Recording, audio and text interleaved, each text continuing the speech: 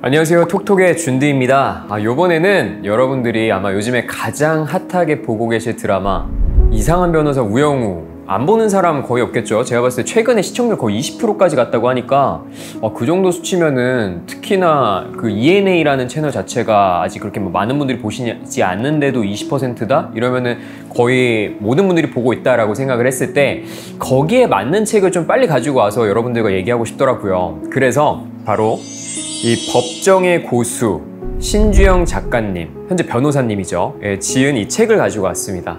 이 책 자체가 10년 전에 나온 책인데 안에 내용 자체가 굉장히 뭔가 재밌는 에피소드들이 많아서 실제로 법정 드라마나 법정 영화를 만들 때 굉장히 참고한다고 하더라고요. 실제로 그 우영우에 나왔던 편 중에 소덕동 이야기 편이 있잖아요. 그 편의 모티브가 되는 얘기도 바로 이 안에 들어있어서 제가 좀 급하게 읽고 여러분들이랑 빨리 얘기하고 싶어서 가지고 왔으니까 오늘 우영우 본방 하는 날이잖아요. 아마 맞을 거예요. 그날 올릴 거거든요. 우영우 본방 하는 날이라서 이거 보고선 아마 보시면 좀 더 감동이 같이 올라갈 수 있지 않을까 그런 생각이 들거든요. 우선 조금 작가와 관련된 얘기를 좀 드릴게요.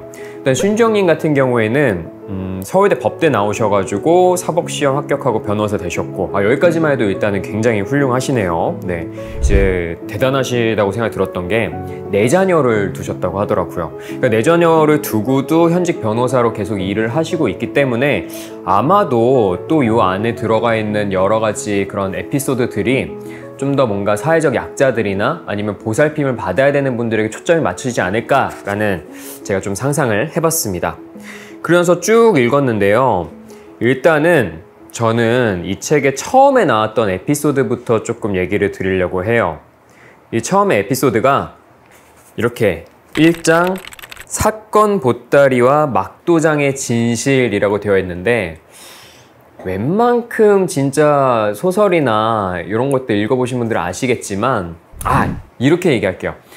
아마 보통 그런 자기소개서 같은 거 쓸 때 당신의 성장 배경과 그럼으로써 이제 나의 성격의 장단점을 적어서 이거 되게 단골 멘트잖아요. 그쵸? 저도 항상 보는 것 같은데 바로 이 책 같은 경우에도 처음에 이 작가가 어떻게 성장을 했으면서 어떤 그런 심성을 갖게 됐는지를 내용이 나오더라고요. 그래서 이 부분이 뭔가 이 작가에 대해서 바로 좀 알 수 있게끔 만들어줬기 때문에 그 뒤에 에피소드들도 좀 더 이해하기가 편했었어요. 그러면은 이 1장의 첫 문단을 한번 읽어보면서 한번 시작해 볼게요. 3명의 변호사. 지금 하려는 이야기에는 나를 포함하여 3사람의 변호사가 등장한다.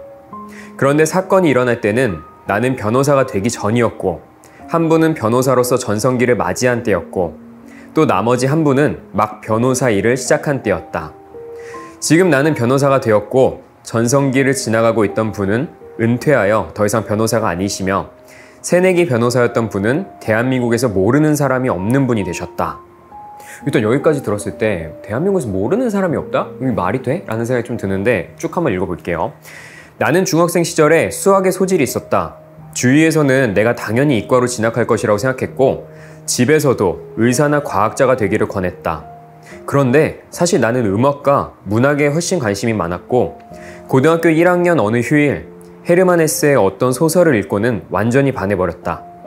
지금은 내용도 가물가물한데 그 당시에는 왜 그렇게 감동했는지 아침에 일어나 침대에 걸터 앉아 읽기 시작할 때 점심 먹을 때까지 꼼짝도 하지 않고 다 읽고 그리고 나서는 글 쓰는 사람이 되고 싶다는 소망이 번개처럼 번쩍 내 마음속에 생겨났다.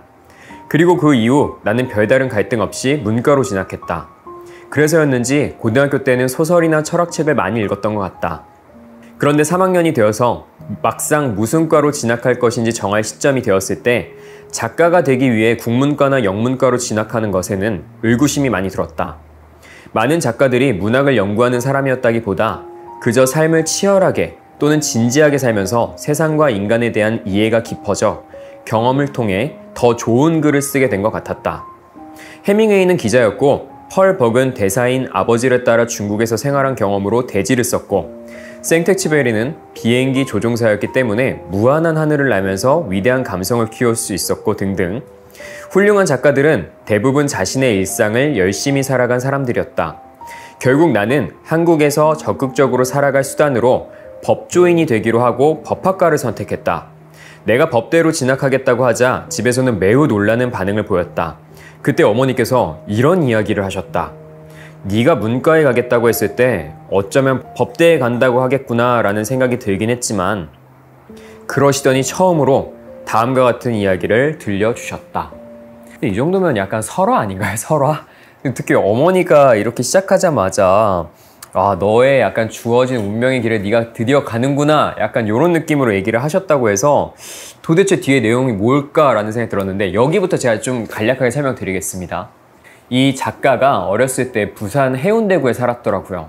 그리고 아버지 같은 경우에는 기관사로 오래 일을 하셨는데 10년 동안 일을 하신 그 돈을 바탕으로 그리고 나서 이제 그 돈으로 투자를 해서 호텔 사업을 하기 위해서 이제 호텔 그런 투자 사업권과 그 다음에 매지를 호텔 매입할 수 있는 부지를 매수하면서 이제 본격적으로 사업가로 변신을 꾀했는데 이때 여러 가지 사건이 또 발생을 하더라고요. 바로 사기를 당하시는 일이 발생을 합니다. 근데 이 사기가 어떤 사기냐면은 정말 말도 안 되는 얘기예요. 그러니까 기본적으로 보통은 이제 사기라고 하더라도 굉장히 치밀한 이제 그런 사전 밑바탕을 바탕으로 어느 정도 공방이 일어날 수 있을 만한 사기들을 저는 상상을 했는데 그게 아니라 아니 그냥 돈도 분명히 그 매도인이 받았는데 자기는 돈 받은 적이 없다. 그리고 계약서도 썼는데 그 계약서는 자기 도장이 아니기 때문에 이거는 말도 안 된다 라고 하면서 이제 우기기 시작한 거죠. 10년 동안 모은 돈을 그렇게 날리게 생겼으니까 이제 부모님은 난리가 났고 이제 어떻게 빨리 소송 준비를 해야겠다 하는데 아까 말했던 그 변호사들이 이제 등장을 하기 시작하는데 이게 약간 영화 같습니다. 일단 첫 번째로 그 대한민국에서 모르는 사람이 없다라고 하는 변호사는 그렇더라고요. 저도 알겠더라고요. 이제 그 고 노무현 대통령님이 윗집에 살고 있는 변호사님이셨습니다. 그래서 바로 수임을 해가지고 이제 사건을 맡아서 의뢰를 시작을 해요. 근데 저는 이 첫 에피소드부터 굉장히 좀 인상 깊었던 게 이제 저도 개인적으로 영화 중에 변호인 봤거든요. 근데 거기서부터 이제 뭐 노무현 변호사님 같은 경우에는 굉장히 실력도 좋고 굉장히 모든 사건들을 잘 처리했다라고 생각이 들었는데 이 사건을 이제 맡아서 재판을 갔을 때 패소를 합니다. 그러니까 세상 모든 사람들이 다 알아요. 이 사람이 억울한 게 맞고 사기를 당한 거는 글쓴이의 이제 부모님이라는 걸 모두가 다 아는데 오히려 증거가 없으니까 아무리 이제 좋은 변호사가 붙어도 패소를 해서 거기서 1차적으로 실망을 하고 그리고 나서 이제 두 번째로 그 당시에 전성기를 맡았던 변호사님이 바로 항소심을 맡아주시는데 그분은 이성환 변호사님이시더라고요. 처음에는 이제 노무현 변호사가 찾아가서 이 사건은 제가 패소했지만 변호사님 정도의 역량이면 그래도 한번 항소했을 때 한번 좀 냉철하게 혹은 뭐 창의적으로 혹은 뭔가 새로운 이제 증거들을 찾아서 한번 뒤집어 주세요 하고서 부탁을 드리는데 그때 거절합니다. 왜냐면은 증거가 없기 때문에 안 될 것 같아 라고 거절을 하는데 근데 이 이성환 변호사님 같은 경우에는 또 마찬가지로 이제 부모님하고 인연이 있었어요. 첫 번째가 이제 예전에 이 주인공의 어머니가 길을 가고 있었는데 웬 보따리 하나가 이제 길거리에 떨어져 있었던 거예요. 그래서 딱 들춰보니까 그 안에 이제 서류 같은 게 막 들어있고 보니까 막 법률 용어도 있고 뭐 소송과 관련된 얘기도 있고 해서 이거 굉장히 중요한 거겠구나 해가지고 그거를 집어서 이제 주인을 찾아다니다가 알고 보니까 이제 이성환 변호사라는 이제 분이 갖고 있어야 될 자료구나 라는 걸 알게 돼서 변호사실을 찾아가서 그걸 전해줍니다. 근데 그때 안 그래도 이제 이성환 변호사님의 사무실 같은 경우에는 그 보따리가 없어서 난리가 난 상태였어요.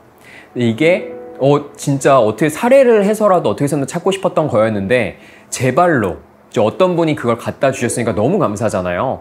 그래서 뭐 살해라도 하려고 막 번호 여쭤보고 했더니 한사코 괜찮다. 나는 그런 걸 원했으면 이런 걸 하지도 않았다. 이건 당연히 해야 될 일이다 하면서 굉장히 의로운 모습으로 보따리를 다시 전달해 드립니다. 그래서 이성환 변호사님이 그걸 항상 마음속에 고마운 마음을 갖고 있었어요. 근데 알고 보니까 이번에 거절했던 그 이제 사건의 의뢰인이죠. 의뢰인이 이제 이 주인공 이제 내외였더라고요. 그래서 이제 이성환 변호사가 결국에는 그때 그 고마운 마음 바탕으로 수임을 합니다. 그럼 뒤에가 어떻게 풀려나가냐? 근데 생각보다 쉽진 않아요. 왜냐면은 당연히 처음에 패소했던 것처럼 증거가 불충분합니다. 근데 재판 같은 경우에는 저도 느낀 건데 감정만 가지고 갈 수 있는 영역이 아니더라고요. 약간 이성적으로 확실한 증거가 있어야지만 이거를 바꿔가지고 승소를 할 수가 있는데 증거가 없으니까 이성환 변호사도 쩔쩔매다가 근데 이성환 변호사님이 그 당시 전성기라고 했잖아요. 그러니까 여러 사건을 맡으면서 쌓았던 그 노하우가 그때 빛을 발하는데 알고 보니까 사기를 친 사람 자체가 그동안 굉장히 비슷한 유형의 일들이 있었고 그래서 법원을 많이 이제 들어왔다 나갔다 했던 기록들이 있더라고요. 그래서 그때 찍어줬던 자신의 도장이 아니라고 얘기했던 그 막도장, 요게 분명히 다른 서류 어딘가에도 쓰였을 거다라고 생각을 해서 그것들을 찾다가 진짜 있었던 거예요. 그래서 실제로 거기에 쓰였던 그 도장을 썼던 서류를 찾고 그걸 증거로 내면서 극적으로 이제 이번에 승소를 하게 됩니다. 이렇게 해가지고 부모님이 굉장히 힘들었던 시간을 이제 지나가고 이제 법이 어떻게 작동하는지를 느끼셨는데 이제 우리 자녀가 법대에 가서 앞으로 이제 법조인으로서 일을 하겠다고 하니까 거기에 있어서 이제 이 얘기를 꺼내 주신 건데 사실 직업 자체가 굉장히 세상에 다양하고 뭐 직업의 귀천이 없이 모든 직업을 귀중하지만 이런 식으로 뭔가 나한테 하늘에서 떨어진 것 같은 딱 맞는 이제 아니면 어쩌면 어떤 나만의 그런 소명감이 있는 것 같은 그런 직업을 만나기는 쉽지 않은데 저는 이 부분부터가 굉장히 흥미로웠습니다. 그리고 나서 여러 가지 이제 에피소드들을 이제 모아가지고 책을 쓰기 위해서 여기저기 돌아다니면서 많은 사람들을 인터뷰하고 많은 법조인 선후배들, 뭐 동기분들 만나가지고 얘기를 해서 이 책에다가 여러 가지 에피소드를 넣습니다. 아까 얘기 드렸던 것처럼 이상한 변호사 우영우에 나왔던 그 소덕동 이야기, 그 모티브가 됐던 이야기가 여기에 있어서 그 부분으로 가서 또 한번 얘기를 해볼게요.